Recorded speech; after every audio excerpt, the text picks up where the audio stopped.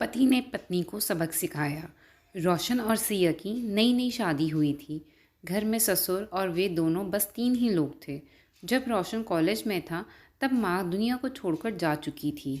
एक काम वाली बाई थी जो सुबह से लेकर शाम तक घर का सारा काम करती थी।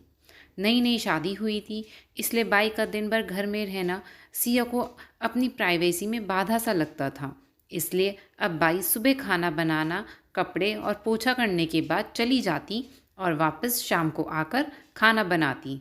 बाई की दोपहर की गैर हाजिरी में कई छोटे मोटे काम दिखाई देने लगे, जिनमें से ज़्यादातर काम बिना कहे ससुर जी ये सोचकर कर लिया करते थे कि बहू को मदद हो जाएगी। लेकिन बहू सोचती थी कि ससुर को औरतों के काम में दखल देने की आदत है। एक दिन सिया ने रोशन से कहा, क्यों ना हम बाबूजी को वृद्ध आश्रम में भेज दें। उन्हें अपने उम्र के लोगों का साथ मिल जाएगा और हमें भी अपनी प्राइवेसी के बारे में ज़्यादा सोचना नहीं पड़ेगा। रोशन ने सिया की बातों पर ज़्यादा ध्यान नहीं दिया। कुछ दिन बाद बापूजी अपने दोस्तों के साथ हफ्ते के लिए ट्रिप पर गए और इस इत्तेफाक से इसी दौरान बाई भी छुट्टी पर थी। फिर क्या, सिया को जैसा चाहिए था वैसा समय मिलने लगा। अब रोशन रेस्टोरेंट में खाना खा लेता और सिया का काम ब्रेड या मैगी से चल जाता। खाना बनाने की टेंशन नहीं थी, लेकिन घर में बाकी काम तो अभी भी करने ही थे। ससुर जी की गैर हाजिरी में सिया को एहसास हुआ कि वह बिना कहे ही जो काम कर लिया करते थे उनसे कितना फ़र्क पड़ता था। छोटे मोटे लगने वाले यह काम भी काफ़ी समय और एनर्जी लेने वाले थे। एक दिन रोशन सिया को कहता है, चलो आज हम बाहर घूमने कर आते हैं। सिया बाहर घूमने के लिए तैयार हो जाती है। रोशन सिया को एक चॉल में लेकर आता है।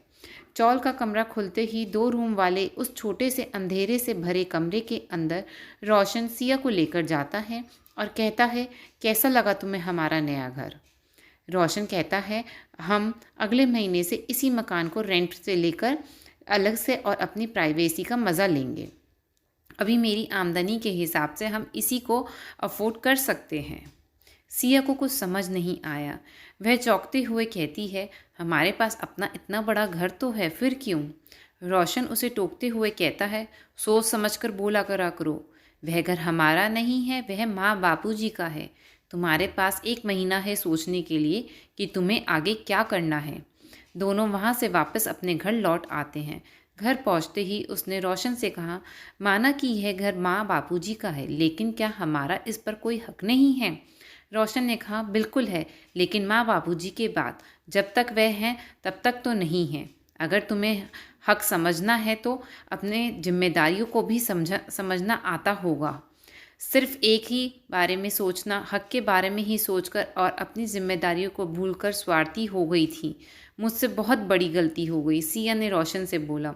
रोशन बोला, तुम्हें पछतावा हुआ, मेरे लिए यही काफ़ी है, मैं तुमसे नाराज़ नहीं हूँ। बेटे और बहू का यह वार्तालाप ससुर जी दरवाजे पर खड़े होकर सुन रहे थे। उन्होंने आसमान की तरफ देखा और बोला, भाग्यवान तुम धन्य हो जो तुमने ऐसे बेटे को जन्म दिया। तो आपने देखा कैसे हमारे बुजुर्ग जो हमें बोझ लगते हैं, जिनसे हम बात बात पर चिढ़ते हैं, और ऐसा इसलिए होता है क्योंकि हम स्वार्थी होकर सोचते हैं और हमें उनके योगदान को समझ नहीं पाते। वह हमारे जीवन में बहुत अहम किरदार निभाते हैं। तो आपको मेरी छोटी सी कहानी कैसी लगी कमेंट करके ज़रूर बताएं और मेरे चैनल को लाइक शेयर एंड सब्सक्राइब ज़रूर